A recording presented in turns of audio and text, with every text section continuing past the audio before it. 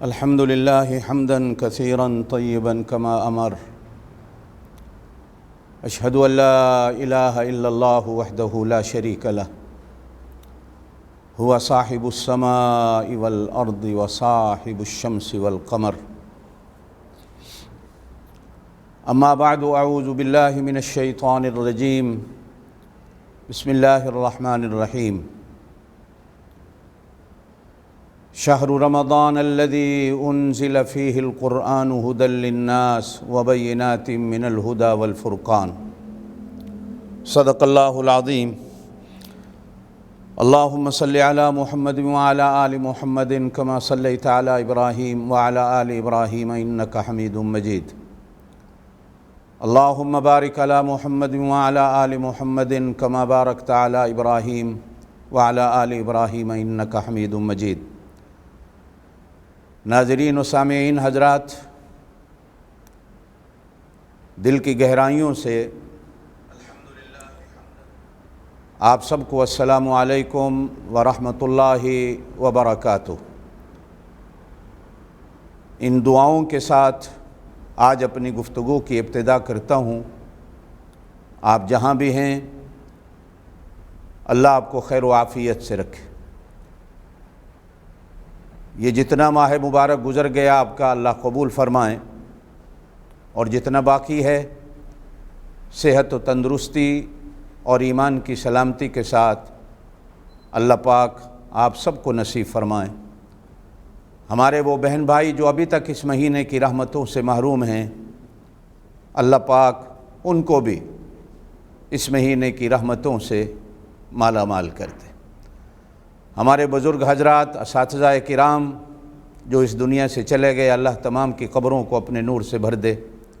جو زندہ ہیں، اللہ پاک ان کو لمبی ایمان والی صحت والی زندگی نصیب فرمائیں.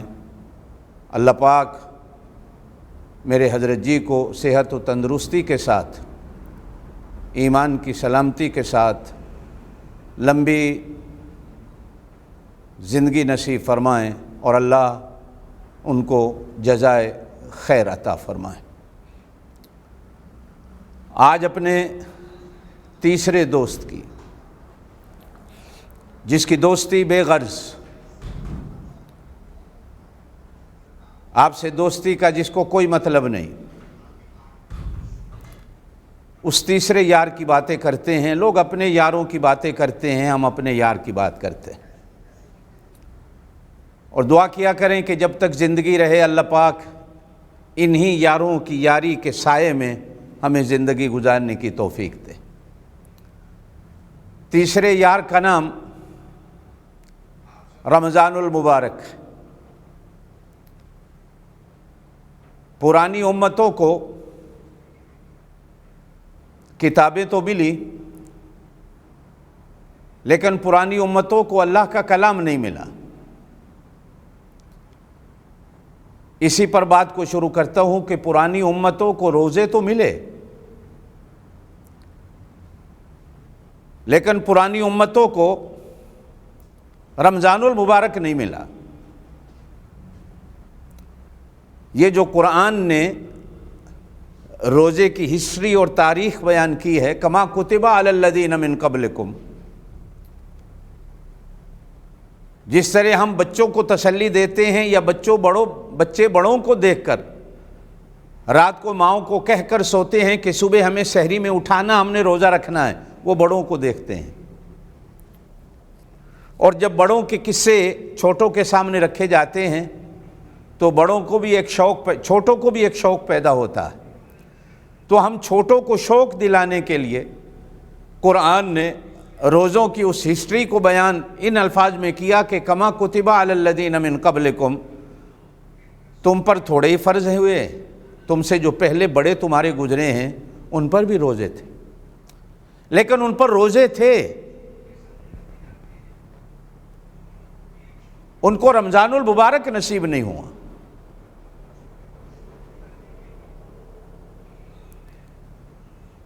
ایک اور بات کہ باقی 11 مہینے لوگ اللہ کی رحمت کو تلاش کرتے ہیں، اس رمضان المبارک سے پہلے آگے لوگ اللہ کی رحمت کو تلاش کرتے ہیں، لیکن اس امت پر جب رمضان المبارک آتا ہے تو رمضان المبارک کی رحمتیں خود بندوں کو تلاش کرتی ہیں۔ باقی 11 مہینے بھی بادل برستے ہیں، آسمان سے بارش ہوتی ہے، کبھی وہ رحمت کی ہوتی ہے، کبھی زحمت کی ہوتی ہے، لیکن اس ماہ مبارک میں اللہ پاک صرف اور صرف رحمت کے بادلوں کو بھیج کر اپنے بندوں کے دلوں پر، ان کے گھروں میں، ان کی زندگیوں میں، ان کے اخلاق میں، ان کے اٹھنے بیٹھنے میں، اوڑھنے بچھونے میں، چلنے پھرنے میں، کھانے پینے میں صرف رحمت کی بارش نہیں ہوتی، بلکہ اس رحمت کے بارش کا ایک سیلاب آ جاتا۔ آپ نے دیکھا ہوگا کہ پہاڑوں پر بھی لوگوں کے گھر بنے ہوئے ہوتے ہیں، اونچائی اونچائی پر۔ یہ واٹر سپلائی والے جتنی بھی کوشش کریں، پہاڑوں پر رہنے والوں کے لیے واٹر سپلائی کا سسٹم بڑا مشکل ہوتا ہے، نہیں پہنچا پاتے۔ اس ماہ مبارک میں کوئی جھگیوں میں رہتا ہے یا کوئی محلات میں رہتا ہے، اللہ پاک اپنی رحمت کا واٹر سپلائی ایسا پہنچاتے ہیں کہ محلات کے در و دیوار کے اندر سے بھی زیادہ نہ صحیح، کم ہی صحیح، تو بھی قرآن پاک کی تلاوت کی آواز ضرور آ جاتی ہے۔ غریبوں اور فقیروں کے لیے دسترخوان ضرور بچھا دیا جاتا ہے۔ یہ ماہ مبارک ہمارے لیے کیا کچھ نہیں لاتا اور ہم سے کیا مانگتا ہے۔ آپ صلی اللہ علیہ وسلم نے ارشاد فرمایا کہ نیک بندوں کی طرح، انبیاء اور رسولوں کی طرح، اولیاء اللہ کی طرح، قرآن پاک کی طرح یہ رمضان المبارک کا مہینہ بھی قیامت والے دن گناہ گاروں کی اللہ کے دربار میں شفاعت کرے گا، یہ کہہ کر کہ اللہ میں نے اس کے دروازے پر سحری کے وقت دستک دی تھی، تھکے ہارے ہونے کے باوجود اس نے دروازہ کھول کر میرا استقبال کیا، مجھے دل میں جگہ دی، مجھے گھر میں جگہ دی، میرا ادب کیا، میرا احترام کیا، اور جن چیزوں سے میں نے روکا یہ رکتا رہا، اور جن چیزوں کا میں نے کہا یہ کرتا رہا۔ شام کو بھی افطاری کے وقت یہ تھکا ہارا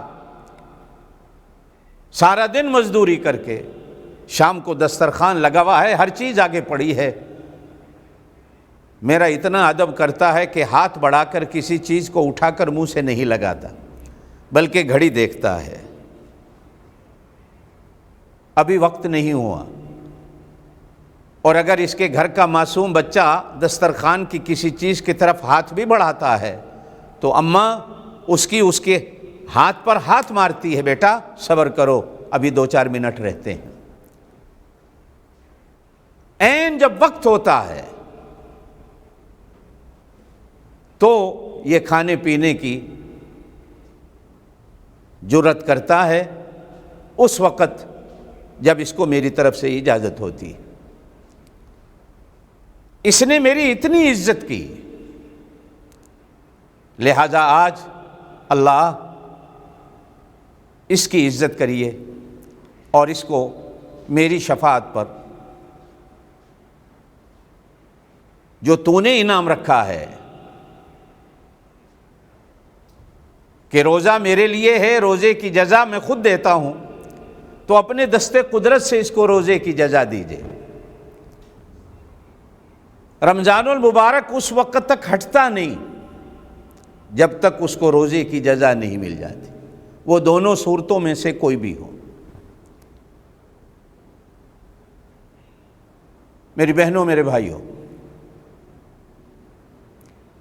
سیدنا سلمان فارسی رضی اللہ تعالیٰ عنہ مشہور صحابی ہیں، ان کے ایمان کا بڑا مشہور واقعہ ہے۔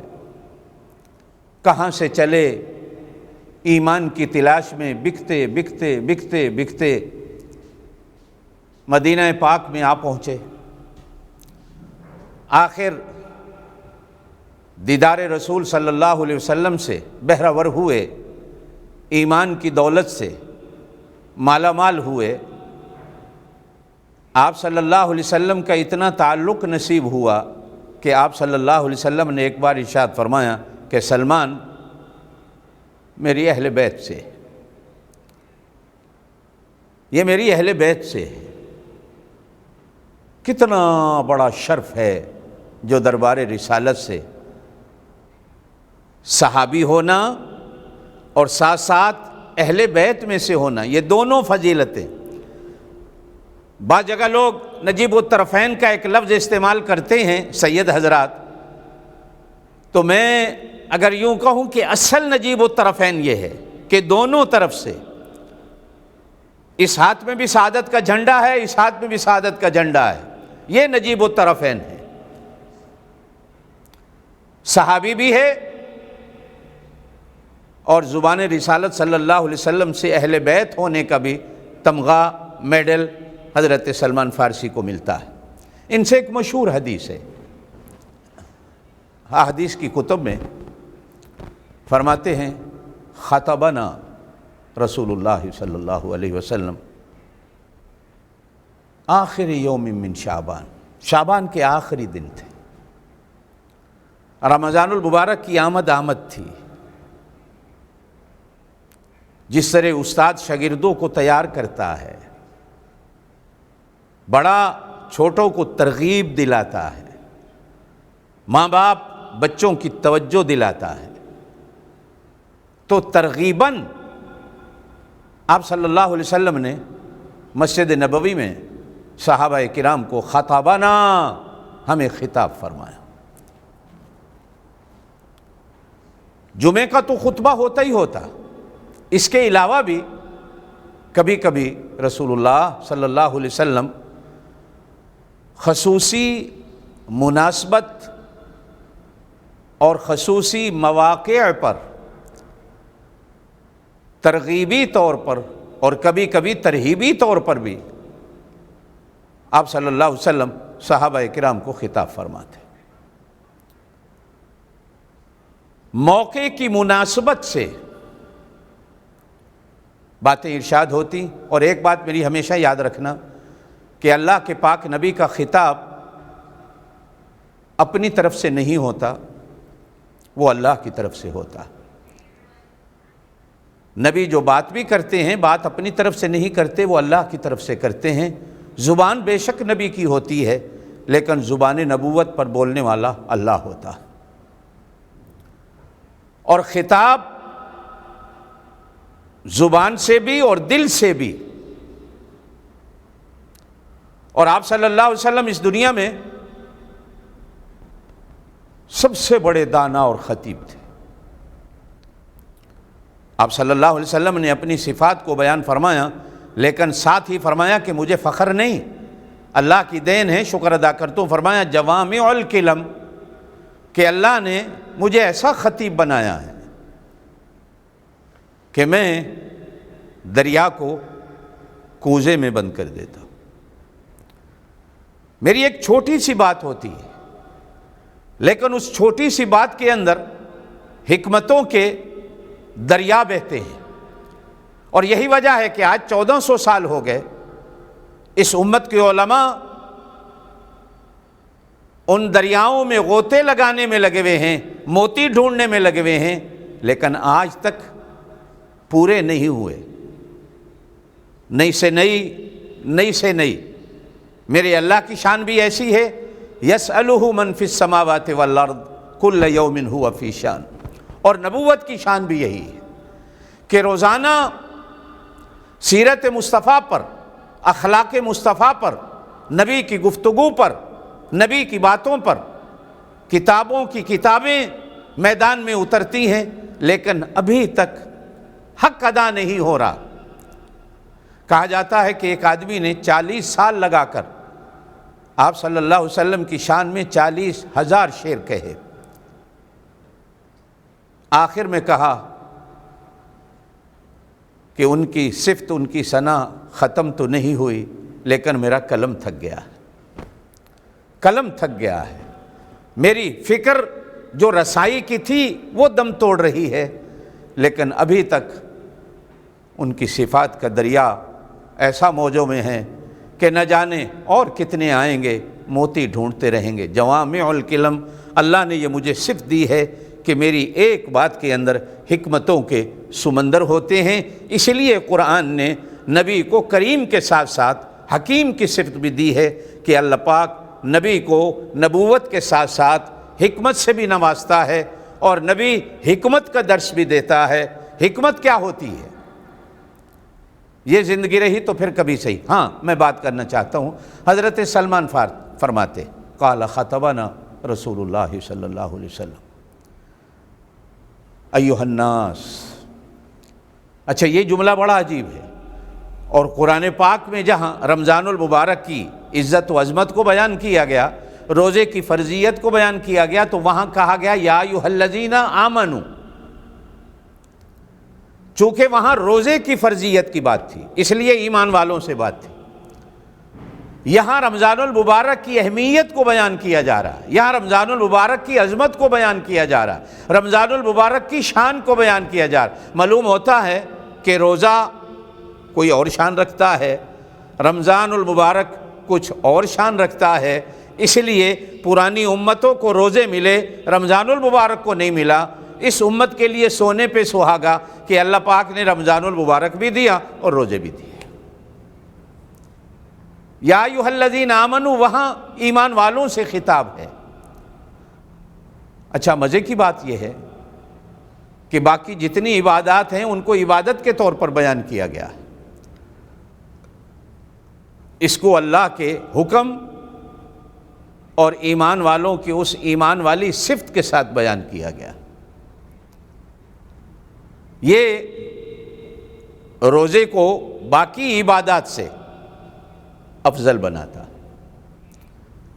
اور یہ جو حدیث ہے ایھا الناس، اے لوگو، قد اضلکم شہر عظیم،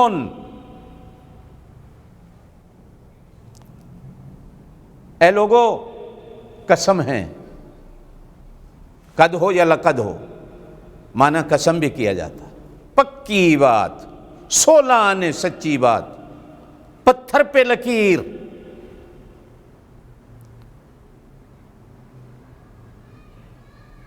ایک بڑا مہینہ عظمتوں والا تمہارے سروں پہ سایہ کرنے والا۔ یہ جو سایہ ہوتا ہے نا بادلوں کا، یہ صرف مسلمان کو سایہ نہیں دیتا۔ جو درخت کا سایہ ہوتا ہے، ٹھنڈی چھاؤں، وہ بھی صرف مسلمان کو نہیں ملتی۔ بارش جب برستی ہے تو کبھی یہ تمیز نہیں ہوتی کہ صرف مسلمان کو ٹھنڈک دینی ہے، دوسروں کو نہیں دینی۔ وہ جب رزق کو تقسیم کرتا ہے تو تقسیم کرنے والے فرشتوں سے اس نے کبھی نہیں کہا کہ صرف مسلمان کا دروازہ کھٹکھٹا کر جا کر اس کے گھر میں یہ رزق کی بوریاں چھوڑنی ہیں، دوسروں کے گھروں میں نہیں دینی۔ یہ اس کے کرم کا سایہ ہوتا ہے، اس کے فضل کا سایہ ہوتا ہے، اس کی صفت خالقیت اور صفت رزاقیت کا ایک مظاہرہ ہوتا ہے کہ وہ سایہ، کہتے ہیں ایک نوجوان کو شوق اٹھا دین سیکھنے کے لیے، تو وہ پتہ چلا کہ یہاں سے 100-200 میل دور فلاں کوئی عالم رہتے ہیں، ان سے جا کر دین سیکھتا ہوں، تو گھر سے پیدل چل نکلا۔ گھوڑا تھا نہیں، اونٹ تھا نہیں، اس زمانے میں یہ سواریاں تھی نہیں، پیدل چل نکلے، زیادہ راہ کو لیا اور چل پڑا۔ راستے میں چلتے چلتے ایک بڑے میاں بھی ساتھ مل گئے۔ کہا بیٹا کہاں جا رہے ہو؟ کہا بابا فلاں شہر میں جا رہا ہوں۔ آپ کہاں جا رہے ہیں؟ کہ جا میں بھی ادھر ہی رہا ہوں، لیکن تھوڑا پہلے میرا راستہ تبدیل ہو جائے گا، چلو دونوں کٹھے چلتے ہیں، گپ شپ بھی ہوتی جائے گی، سفر بھی گزر جائے گا۔ سفر میں اگر کوئی رفیق سفر ایسا مل جائے جو بندوں کو باتوں میں لگا دے تو سفر اچھا گزر جاتا ہے۔ اب جو دونوں چلے تو اللہ پاک نے آسمان کے ایک بادل کو بھی ان دونوں پر سایہ کرنے کا حکم دے دیا کہ یہ میرے بندے جا رہے ہیں، ان کے اوپر سایہ کرتے رہو تاکہ ان کو دھوپ نہ لگے۔ اب بوڑھے بزرگ یہ سمجھ رہے ہیں کہ یہ بادل میری وجہ سے ہمارے سروں پہ چل رہا ہے، اور وہ نوجوان سمجھتا ہے کہ شاید میری وجہ سے ہے۔ چلتے چلتے جب دونوں کا راستہ تبدیل ہوا، بڑے میاں نے راستہ رخ موڑا تو جدھر وہ نوجوان چل دیا تو بادل ادھر چل دیے۔ اب بڑے میاں کے دل میں خیال آیا کہ میں تو سمجھ رہا تھا یہ میری وجہ سے ہے، معلوم ہوتا ہے کہ یہ نوجوان کو بڑا متقی اور نیک اللہ کو بندہ۔ اب پوچھا بچہ مجھے یہ بتاؤ کہ تم کیوں جا رہے ہو، تمہارے سفر کی نیت کیا ہے؟ کہا بابا میں تو اللہ کا دین سیکھنے جا رہا ہوں، سنا ہے کہ فلاں شہر میں اتنے بڑے کو عالم رہتے ہیں، ان کی صحبت میں رہوں گا، کچھ اللہ سیکھوں گا۔ کہا ہاں پھر جب ہی تم دھوپ میں چل رہے ہو، میں سمجھ رہا تھا یہ میری وجہ سے، اس لیے کہ میں بوڑھا ہوں، شاید میری نیکیاں زیادہ ہوں گی، تو جوان ہے، جوانی میں گناہ ہو جاتے ہیں، غلطیاں ہو جاتی، یہ میری وجہ سے چل رہا ہے۔ تو اب پتہ چلا نہیں، جب انسان کی نیت یہ ہو تو اللہ پاک آسمان کے بادلوں کو بھی اس کے اوپر سائے کا حکم دیتا ہے، اور پھر جو ساتھ چلتا ہے نا سایہ اس کو بھی ملتا ہے، سایہ اس کو بھی ملتا ہے۔ یہ رمضان المبارک کا سایہ، اس کی عظمتوں کا یہ ایک بڑا عجیب ہے کہ یہاں حدیث میں جو جملہ ہے وہ ہے یا ایھا الناس، ہے لوگوں، جس میں ساری اولاد آدم، آپ صلی اللہ علیہ وسلم کی امت خاص بھی اور امت عام بھی شامل ہے۔ معلوم ہوتا ہے کہ اس مہینے کی اس تام اور عام رحمت کا حصہ کچھ نہ کچھ مسلمانوں کے ساتھ رہنے والوں کو بھی ملتا ہے۔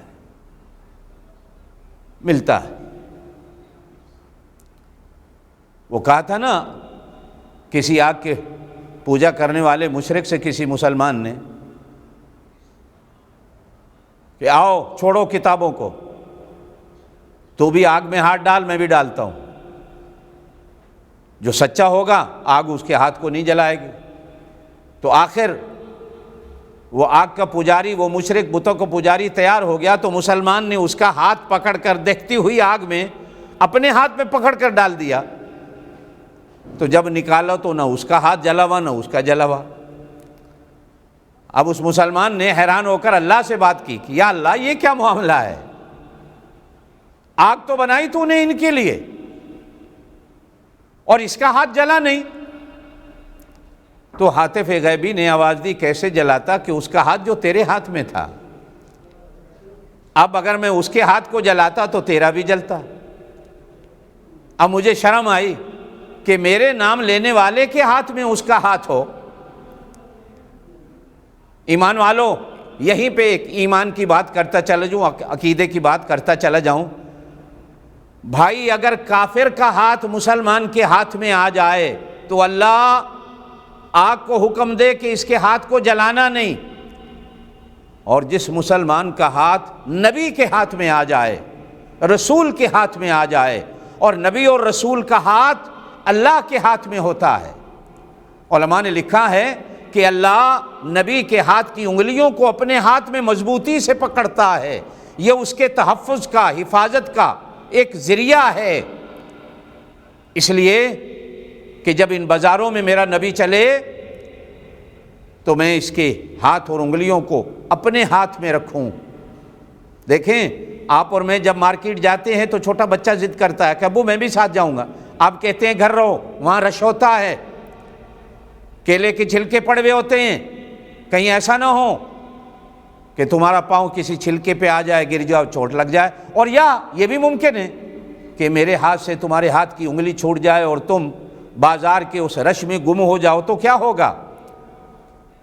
لیکن پھر بھی اماں سفارش کرتی ہے تو ابا بچے کا ہاتھ پکڑ کر بازار لے جاتا۔ ممکن ہوتا ہے کہ ہمارے ہاتھ میں بچے کا ہاتھ ہو اور وہ پھسل کے گر جائے، یہ ممکن ہے۔ اور یہ بھی ممکن ہے کہ بچہ ہمارے ہاتھ سے اپنا ہاتھ چھڑا کر کہیں بھاگ بھی جائے، یہ بھی ممکن ہے، اس لیے کہ ہمارا دھیان، ہمارا خیال ادھر ادھر ہو سکتا ہے۔ اور میرے اللہ کا دھیان، میرے اللہ کا خیال، جن کا ہاتھ اللہ کے ہاتھ میں ہو اور پھر جن کا ہاتھ نبی کے ہاتھ میں ہو، پھر اسی سنت کو زندہ کیا جاتا ہے کہ تم بھی اپنا ہاتھ کسی اللہ والے کے ہاتھ میں دے دیا کرو، اس لیے کہ یہ ہاتھ بھی وہی ایک طریقہ چلتا آ رہا ہے جو 1400 سال پہلے، 1400 سال سے چلا ہے، وہی چلتا آ رہا ہے۔ ہاتھوں میں ہاتھ دے دیا کرو۔ ارے دنیا آج اپنے مطالبات منانے کے لیے ہاتھوں میں ہاتھ دے کر سڑکوں پہ کھڑے ہو جاتے ہیں، لمبی لمبی قطاریں اور لائنیں لگا لیتے ہیں۔ تو اگر کوئی اللہ کے نیک بندوں کے ہاتھوں میں ہاتھ دے دے، نیک بندوں کی صحبتوں کو اختیار کر لے، بھائی اگر کافر کا ہاتھ مسلمان کے ہاتھ میں آتا ہے تو اللہ کافر کے ہاتھ کو نہیں جلاتے، تو جس کا ہاتھ نبی کے ہاتھ میں آ جائے، کچھ اللہ پاک آپ کو سوچنے کی توفیق دے دے۔ صحابہ کرام رضوان اللہ مجمعین کو تاریخ کے ورقوں پہ کبھی نہ پرکھا کرو۔ صحابہ کرام رضوان اللہ تعالی مجمعین کو ویسے تو ہمیں پرکھنے کی اجازت ہی نہیں، ہم کون ہوتے ہیں ان کے ایمان کو تولیں؟ ہمارا کیا حق ہے؟ ہمارا کیا حق ہے ان کے ایمان کو ہم تولتے پھرتے؟ ہاں اگر کبھی بات ہو بھی صحیح تو پھر قرآن کے ورقوں پر ان کے ایمان کو پرکھا کرو، تاریخ کے ورقوں پہ نہیں۔ تاریخ بندے لکھتے ہیں، قرآن میرے اللہ کی کلام۔ اور اللہ قرآن میں کہتا ہے والذین معہ اشداء علی الکفار، وہ کافروں سے لڑتے تھے، رحماء بینہم، آپس میں نہیں لڑتے تھے۔ اب تاریخ کچھ کہتی پھرے، آپ اللہ کے قرآن کی مانیے، تاریخ کے ورقوں کی کبھی نہیں مانی ہے، بلکہ ایسی تاریخ کو اپنے پاؤں کے تلے رکھ کر گزر جائیے کہ ایسی تاریخیں روندنے کے قابل ہیں، وہ ماننے کے قابل نہیں ہوتی۔ آئیے ایھا الناس، اے لوگو،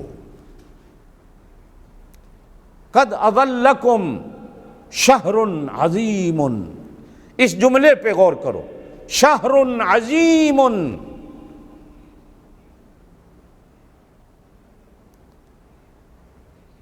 یہ عظیم کیا ہے؟ اچھا یہاں بھی عظیم سے پہلے شہر ہے، قرآن پاک میں بھی رمضان سے پہلے شہر ہے۔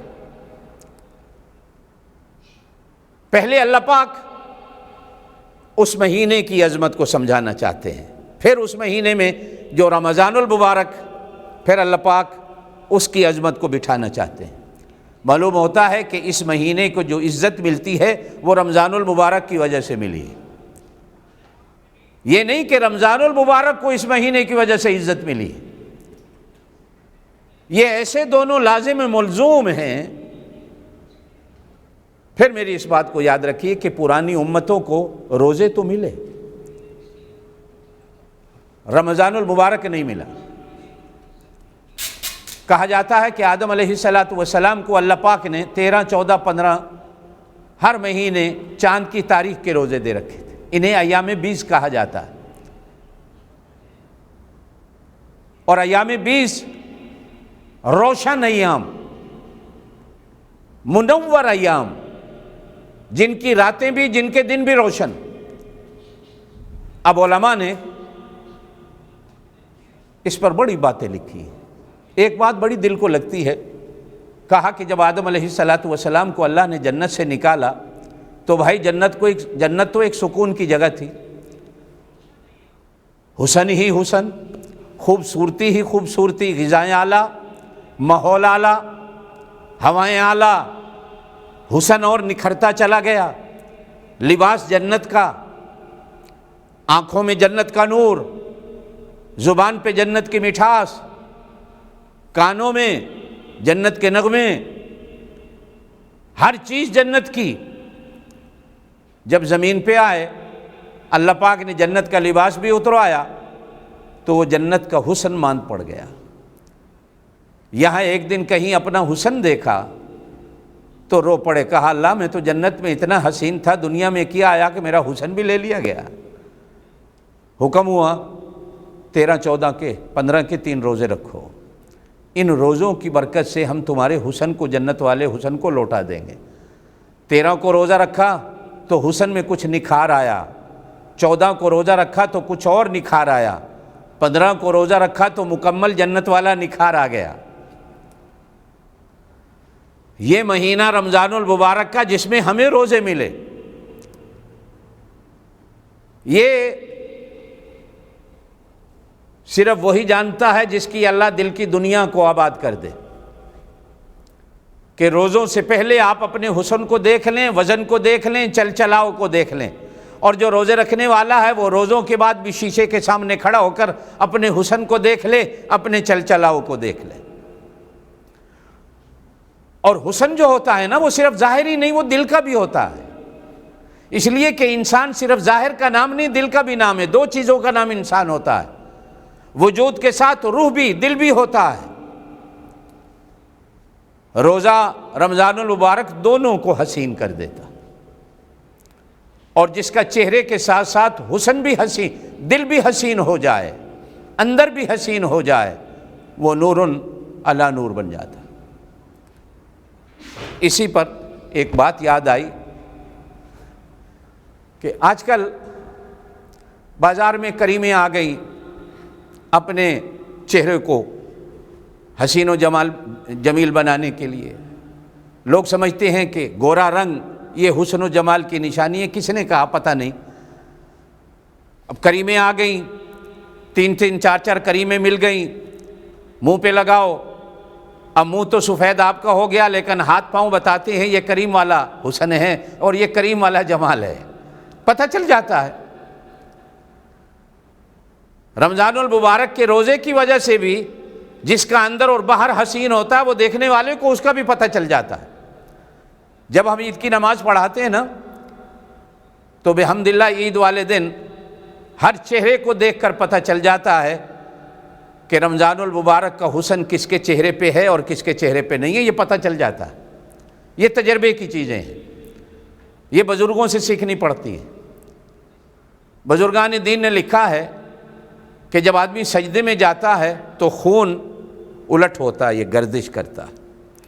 میری بیٹیوں کو اگر پتہ چل جائے کہ سجدے کی وجہ سے اللہ پاک چہرے کو کتنا خوبصورت کرتا ہے، تو یہ ساری رات مصلی نہیں چھوڑیں گے، اور چھوڑنا بھی نہیں، یہ تجربہ کر کے دیکھ لیجئے۔ آپ کریموں کو اٹھا کر کچرے میں پھینک دیں گے، یہ نیچے کا خون آپ کے چہرے میں، ماتھے میں آتا ہے۔ جتنے لمبے سجدے کرنا شروع کر دیں، آپ آزما کے دیکھ لیں، شرطیہ علاج۔ وہ دکاندار ریڑی والا کہتا ہے نا، شرطیہ میٹھے خربوزے۔ اب یہ تو گھر لے جائیں گے تو پتہ چلے گا کہ میٹھے ہوں گے کہ نہیں میٹھے ہوں گے، لیکن یہ علاج تو علاج نبوی ہے صلی اللہ علیہ وسلم۔ خون گردش کرتا ہے، الٹتا ہے، پلٹتا ہے، نیچے آتا ہے، اوپر جاتا ہے، اسی سے انسان کا حسن و جمال بنتا ہے۔ ایھا الناس، اے لوگو، قد اظلکم شہر عظیم۔ آئیے اس عظیم کا معنی کرتے ہیں۔ عظیم کیا ہے؟ اس مہینے کا جو یہ نام اللہ کے رسول صلی اللہ علیہ وسلم نے بیان کیا نا، اپنے اندر یہ بھی حکمتوں کے دریا رکھتا ہے۔ قرآن کا مطالعہ کیجئے، جہاں اللہ پاک آیت الکرسی میں اپنی صفات کا ذکر کرتا ہے، اپنے ناموں کا ذکر کرتا ہے، آخر میں ہیں وَهُوَ الْعَلِيُّ الْعَظِيمُ، وہ بلند و بالا، سب سے عظیم، جس کی عظمت ساری دنیا کو اپنے سائے میں لیے ہوئے ہے، ہر ایک اس کے سائے کے نیچے ہے اور کوئی اس کے سائے سے نکل نہیں سکتا۔ دنیا میں بڑے بڑے درخت ہیں، کئی جگہ ایسا بھی دیکھا لوگ پیپل کا بڑا درخت دیتے ہیں تو پیپل کے درخت کی بھی پوجا شروع ہو جاتی۔ کچھ درخت ایسے ہیں جن کی جڑیں پتہ نہیں کہاں تک چلی جاتی ہیں، تو دنیا میں لوگ اس درخت کی جڑوں کو دیکھ کر بھی ان کی پوجا شروع کر دیتے۔ ہائے عقل ماری گئی، جس ذات نے اس درخت کو پیدا کیا، اَأَنْتُمْ شَجَرَتَهَا أَمْ نَحْنُ الْمُنْشِئُونَ، اسے تم نے اگایا ہے یا ہم نے اگایا ہے؟ اگنے والے کی اگاوٹ کو دیکھ کر تو سجدہ ریز ہو گئے، لیکن یہ توفیق نہ مل سکی، من سے سوچ نہ سکے کہ جس نے اسے اگایا ہے اس کے سامنے سجدہ ریز ہو جائیں، جس نے اس کو پیدا کیا اس کے سامنے سجدہ ریز ہو جائیں۔ وَهُوَ الْعَلِيُّ الْعَظِيمُ، وہ بلند و بالا، سب سے برتر، سب سے بڑا ہے۔ ہم کبھی کبھی بچوں کو کہتے ہیں، بچے پوچھتے ہیں اللہ کتنا بڑا ہے، ہم کہتے ہیں وہ سورج سے بھی بڑا ہے، ہم کہتے ہیں وہ پہاڑوں سے بھی بڑا ہے، حالانکہ پہاڑ بھی اس کی مخلوق ہیں، سورج بھی اس کی مخلوق ہے، بھلا خالق کا مقابلہ مخلوق سے کیا؟ اب چیونٹی کا کوئی مقابلہ ہاتھی سے کر دے تو کیا یہ ہو سکتا ہے؟ عقل میں آ سکتی ہے چیونٹی کہاں اور ہاتھی کہاں؟ قطرے کا مقابلہ دریا اور سمندر سے ہو سکتا ہے؟ قطرہ کہاں، دریا اور سمندر کہاں؟ ایک پتا کہاں اور ایک درخت کہاں؟ بھلا مقابلہ ہو سکتا ہے؟ نہیں ہو سکتا۔ ہاں کہیں نہ کہیں بچوں، اس لیے کہ ہم نے اپنے اللہ کی ذات و صفات کو ابھی تک سمجھا ہی نہیں۔ قرآن کہتا ہے وَمَا قَدَرُ اللَّهَ حَقَّ قَدْرِهِ، تم آج تک اپنے اللہ کی اس قدر کو جان ہی نہیں سکے جو اس کی قدر کا حق ہے، اور یہ حقیقت ہے، یہ حقیقت ہے، ہم نہیں جان سکے، اس لیے کہ ہم نے درختوں کو بڑا جانا تو جھک گئے، ہم نے پانی کے لہروں کو دیکھا تو پانی کے آگے سجدہ ریز ہو گئے، ہم نے آگ کی تپش کو دیکھا تو اس کی تپش کے سامنے سجدہ ریز ہو گئے، ہم نے کسی بد شکل اور بد صورت آدمی کی صورت کو دیکھا تو کبھی کبھی اسے بھی لوگوں نے بھگوان مان لیا، وہ بھی بھگوان ہے۔ ہاتھی کی شکل کے بھی بھگوان لوگوں نے بنا لیے، بندر کی شکل کے بھی لوگوں نے بھگوان بنا لی۔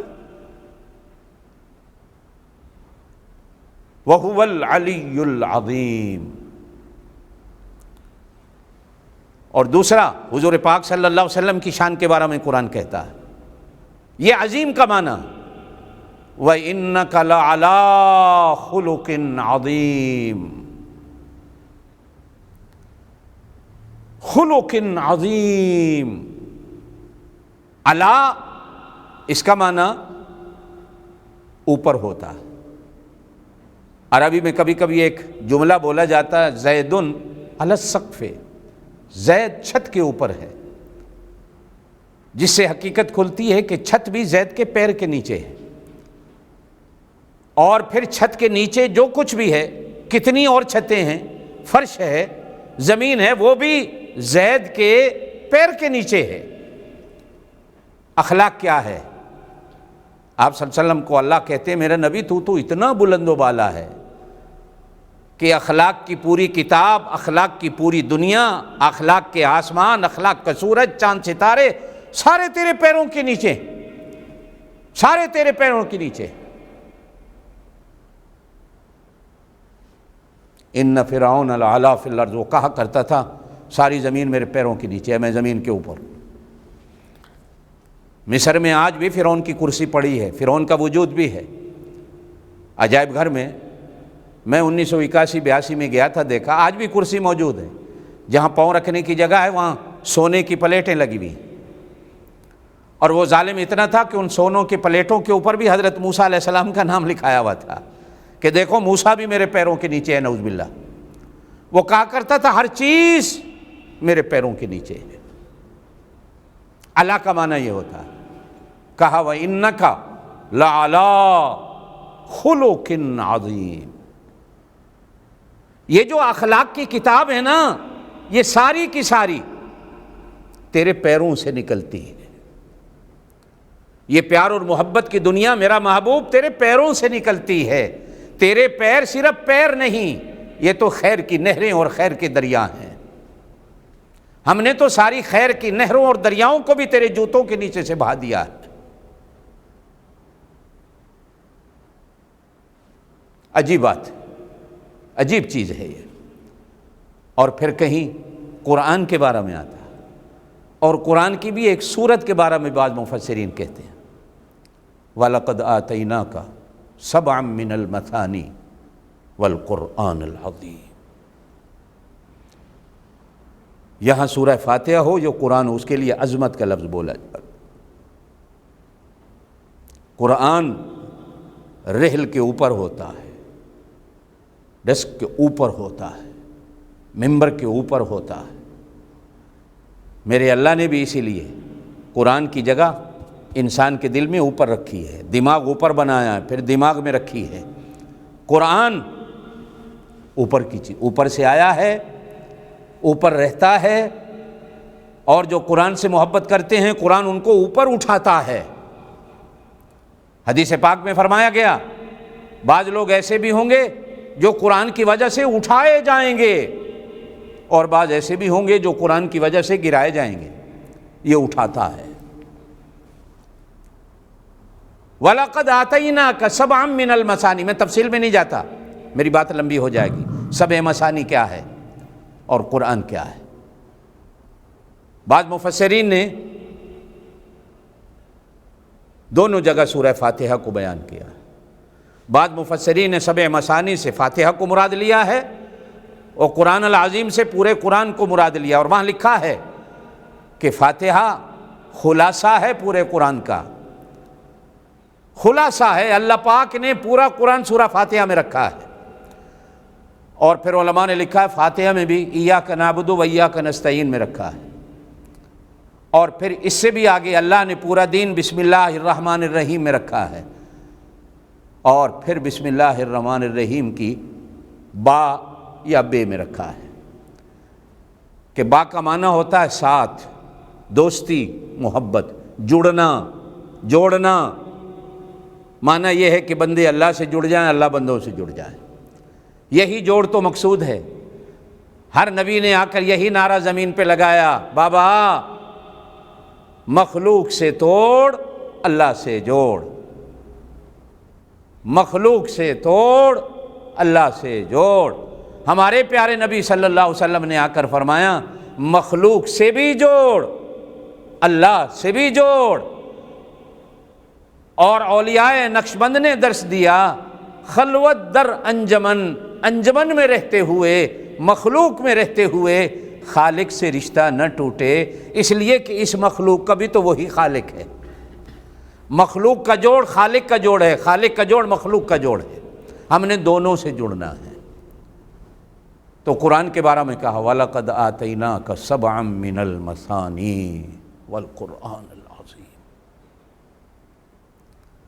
اچھا، ایک جگہ بڑی عجیب فرمایا اِنَّ الشِّرْكَ لَظُلْمٌ عَظِيمٌ، یہاں بھی عظیم کا لفظ استعمال ہو رہا ہے۔ شرک بہت بڑا، اتنا بڑا گناہ کہ اس سے بڑا کوئی اور گناہ ہی نہیں۔ ہر گناہ کسی نہ کسی عمل کے صدقے معاف ہو جاتا ہے، لیکن شرک، اس کی خدائی میں، اس کی وحدانیت میں شراکت، وہ کسی نبی کی ہو، ولی کی ہو، علی کی ہو، کسی بندے کی ہو، پتھر کی ہو، مورتی کی ہو، وہ اسے گوارا نہیں۔ یہ اس کی غیرت کا سوال آ جاتا، اور وہ رحمتوں کے دریاؤں کی طرح غیرت کے دریا کا بھی خالق و مالک ہے، اور وہ غیرتوں کا بھی سمندر ہے، اور وہ غیرت کو بھی پیدا کرنے والا ہے۔ 100 حصے غیرت کے جب اس نے بنائے تو 99 حصے غیرت کے اس نے اپنے پاس رکھے، اور ایک حصہ غیرت کا اس نے پوری دنیا کی انسانیت کو بانٹا۔ ان الشرک لظلم عظیم، شرک سب سے بڑا گناہ ہے، سب سے بڑا گناہ، اس سے بڑا کوئی اور گناہ نہیں۔ آئیے، ہو سکتا ہے اب آپ کے دماغ میں آ گیا ہو، حضرت سلمان فارسی رضی اللہ تعالیٰ عنہ فرماتے ہیں قال خطبنا رسول اللہ صلی اللہ علیہ وسلم فی آخر یوم من شعبان، شعبان کے آخری دن تھے، آپ نے ہمیں واعظ فرمایا، ہمیں خطبہ دیا، خطاب کیا، یہ سارے معنی کر سکتے ہیں۔ ایھا الناس، اے لوگو، قد اضلکم شہر عظیم، سب سے بڑا عظمت والا مہینہ، جس سے زیادہ اللہ پاک نے کسی مہینے کو عظمت نہیں دی۔ اچھا، مزے کی بات یہ ہے کہ قرآن نے جہاں 12 مہینوں کا ذکر کیا، وہاں کہا کہ 4 مہینے عزت والے ہیں۔ ان 4 مہینوں میں رمضان المبارک کوئی نہیں۔ رجب، ذی القعدہ، ذی الحج، محرم، یہ 4 مہینے منہا اربعۃ حرم، یہ حرمت والے ہیں، یہ عزت والے ہیں، ان میں رمضان المبارک کا ذکر نہیں۔ اچھا، بعض اکابرین کے نزدیک ربیع الاول کا مہینہ، جس مہینے میں آپ صلی اللہ علیہ وسلم کی ولادت ہوئی ہو، وہ مہینہ تو ان سب مہینوں سے زیادہ عزت و عظمت والا ہونا چاہیے تھا، لیکن وہ مہینہ بھی ان 4 مہینوں میں بیان نہیں، وہ 4 مہینے الگ ہیں۔ یہاں بزرگان دین نے حکمت لکھی کہ عزت اور ہے، عظمت اور ہے۔ بڑا ہونا، یہ درخت بھی تو ایک بڑا ہوتا ہے، کسی کا گھر بہت بڑا ہوتا ہے، بنگلہ بہت بڑا ہوتا ہے، کوٹھی بڑی ہوتی ہے، کس کی حکومت بڑی ہوتی ہے، جیسے کہا گیا برطانیہ کی بڑی حکومت تھی، یا چھوٹی چھوٹی حکومتوں والے بھی اپنے آپ کو پتہ نہیں کیا سمجھتے ہیں، جیسے ہمارے ہاں والے ہیں، اپنا ملک سنبھلتا نہیں، چودھری بن کر دوسرے کے گھروں میں جا بیٹھتے ہیں کہ ہم تمہاری صلح کرانے آئے ہیں۔ کوئی پوچھے بھائی پہلے اپنے گھر کو تو سنبھال لو۔ ایک آئی، دوسری آئی، وہ نہ سنبھل سکی تو پتہ نہیں اور کتنی آئیں گی، ان کو کون سنبھالے گا؟ اب بھائی اپنی حدود کے اندر رہو جو اللہ نے تمہیں حد دی ہے۔ یہ بڑا، کوٹھی بھی بڑی ہوتی ہے، بنگلہ بھی بڑا ہوتا ہے، کوئی بندے بڑے لمبے ہوتے ہیں، درخت لمبے ہوتے ہیں، کیا یہ بڑا ہونا ان پر بھی یہ جو قرآن عظمت کا لفظ بیان کرتا ہے فٹ ہوتا؟ عزت اور چیز ہے، عظمت کچھ اور ہوتی ہے۔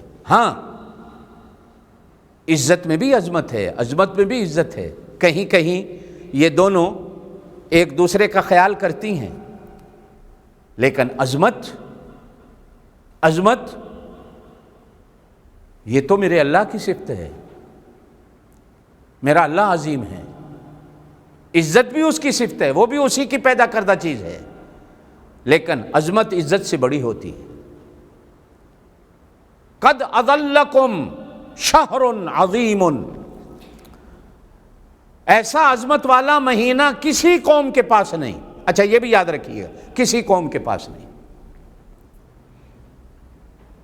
چیت، بیساکھ، جیٹھ، ہاڑ، ساون، بھادو، وسو، کتے، مگر، پوما، پھگن، جنوری، فروری، مارچ، اپریل، مئی، جون، جولائی، اگست، ستمبر، اکتوبر، نومبر، دسمبر، ان میں کون سا مہینہ ہے؟ کہنے کو کہہ دیتے ہیں کہ 25 دسمبر حضرت عیسیٰ کی پیدائش کا دن ہے، لیکن غلط ہے۔ جنوری کو پہلا مہینہ رکھا گیا، عظمت کوئی نہیں سامنے آئی کہ کیوں رکھا گیا۔ دسمبر کو 12واں مہینہ دیا گیا، عظمت کوئی نہیں کہ کیوں دیا گیا۔ ان کے کیلنڈر کا ہر مہینہ اپنی منزل پہ کھڑا ہے، اسلام کے کیلنڈر کا ہر مہینہ والشمس تجری لمستقر لہا، جس طرح چاند اور سورج چلتا ہے، اللہ پاک اسی طرح مہینے کو چلاتا رہتا ہے، یہ چلتا رہتا ہے۔ چلنے والا پانی پاک ہوتا ہے، کھڑے ہونے والا پانی کبھی کبھی پلیت ہو جاتا ہے۔ پیچھے کوئی بندہ پیشاب کرتا بھی نظر آئے چلتے ہوئے پانی میں تو بھی حکم ہوتا ہے چلتا ہوا پانی پاک ہے، اس سے غسل بھی کر لو، اس سے وضو بھی کر لو۔ یہ چلنا بھی بڑی عجیب شے ہے، بس اللہ پاک دعا کریں اللہ ہمیں بھی چلتا رکھے، اللہ پاک ہمیں چلتا رکھے۔ ہم نے کسی ایک جگہ پہ بیٹھ نہیں جانا، بیٹھنا نہیں۔ تو دوسری قوموں کے، چائنیز قوم کا بھی کیلنڈر ہے، لیکن وہ بڑا عجیب ہے، کوئی مہینہ کتے کا ہے، کوئی مہینہ سور کا ہے، کوئی باندر کا ہے، کوئی چوہے کا ہے، کوئی کسی اور چیز کا ہے، کوئی کسی اور چیز کا ہے۔ کسی مہینے میں عظمت نہیں۔ اسلام نے مہینوں میں سے 4 مہینوں کو تو عزت دی، لیکن ایک مہینے کو عظمت بھی دی اور عزت بھی دی، اور جو بندہ عظمت والے مہینے سے جڑ جاتا ہے اللہ پاک اس کو بھی عزت دیتا ہے، اس کو عظمت بھی دیتا ہے۔ اب آئیے حدیث کی طرف آتے ہیں۔ قد اضلکم شہر عظیم، قسم ہے، اللہ کہتے ہیں میری بات ہے پکی بات، اللہ کی بات پکی ٹھکی ہوتی ہے، اللہ کی بات پکی ٹھکی ہوتی ہے۔ ایک بندے نے ایک دفعہ ایک بزرگ سے سوال کیا کہ نبی کی بات اور ولی کی بات میں کیا فرق ہوتا ہے؟ فرمایا نبی کی بات بھی ٹھکی ہوتی ہے، اس لیے کہ وہ اللہ کے حکم کے بغیر کوئی بات ہی نہیں کرتا۔ ہاں ولی کی بغیر بات، چونکہ وہ وجدان ہوتا ہے، وہ کبھی کبھی موقع پہ ٹھک جاتی ہے، کبھی موقع پہ نہیں ٹھکتی، کبھی موقع پہ لگ جاتی ہے، کبھی نہیں لگتی، کبھی اندازہ ہوتا ہے اور وہ اندازہ کبھی صحیح ہو جاتا ہے، کبھی غلط ہوتا ہے، لیکن نبی جس بات کو جس اندازے میں کرتا ہے وہ اندازہ اللہ پاک بالکل 16 آنے فٹ کر دیتا، اور اللہ کی بات تو پھر اللہ کی بات ہے۔ اللہ چاہتے ہیں کہ ہم مسلمان بھی پکی ٹھکی سچی بات کریں۔ روزہ یہ مہینہ سچا ہے، اور یہ مہینہ عزت کرنے والے اور عظمت کرنے والے کو بھی درس دیتا ہے کہ اس مہینے سچا ہونا ہے، پھر جا کر عظمت ملتی ہے۔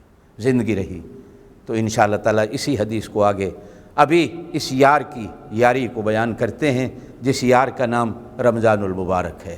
یہ کیسے ہمارے ساتھ اپنی دوستیوں اور محبتوں کو نبھاتا ہے، اللہ ہمیں بھی نبھانے کی توفیق دے۔ سبحان ربک رب العزت عما یصفون وسلام علی المرسلین والحمد للہ رب العالمین۔ السلام علیکم ورحمۃ اللہ وبرکاتہ۔